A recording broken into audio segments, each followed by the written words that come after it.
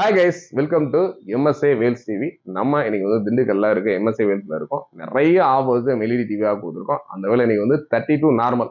நிறைய வீட்டில் இன்னும் கலைஞர் டிவியை மாற்றாம இருக்கேன். பட் கலைஞர் டிவி மாற்றினாலுமே நல்ல ஒரு ஹெச்டிஎம்ஐ குவாலிட்டி யூஎஸ்பியில் பார்க்கணும், பென்ட்ரைவில் போட்டு பார்க்கணும் அப்படின்னா கண்டிப்பாக ஒரு பேசிக்காக ஒரு 32 இன்ச்சஸ் இருந்துச்சுன்னா நல்ல ஒரு குவாலிட்டியோட இருக்கும். அந்த ஒரு மாடல் நம்மகிட்ட இப்போ ஆடி ஆஃபராக ஏகப்பட்ட ப்ராடக்ட்ஸ் கூட ஃப்ரீயாக கொடுக்குறோம்.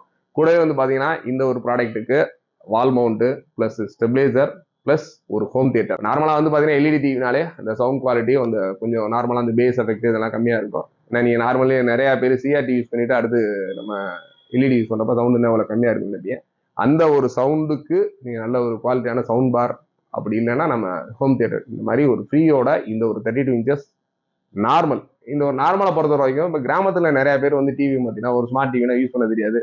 ஏன்னா பெரியவங்களுக்கு வந்து உன்னை ஆன் பண்ணால் ஜஸ்ட் சேனல்ஸ் வால்யூம் இது மட்டும் தான் வைக்க தெரியும்.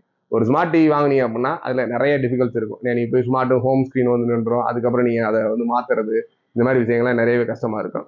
இந்த ஒரு டிவியை பொறுத்த வரைக்கும் ஹெச்டிஎம்ஐ போர்ட்டு அண்ட் யூஎஸ்பி அது மட்டும் இல்லாமல் விஜிஏ. யாராச்சும் வீட்டில் கம்ப்யூட்டர் வச்சிருக்கீங்க இல்லை லேப்டாப்ஸ் வச்சிருக்கீங்க, அந்த லேப்டாப்ஸில் இருக்க ஸ்க்ரீனை வந்து ஒரு பெரிய சைஸில் பார்க்கணும் அப்படின்னு நினச்சிங்கன்னா கண்டிப்பாக இந்த ஒரு 32 இன்ச்சஸ் நார்மல் டிவி ரொம்ப யூஸ்ஃபுல்லாக இருக்கும். வேணுன்றவங்க இந்த ஒரு ஆடி ஆஃபரை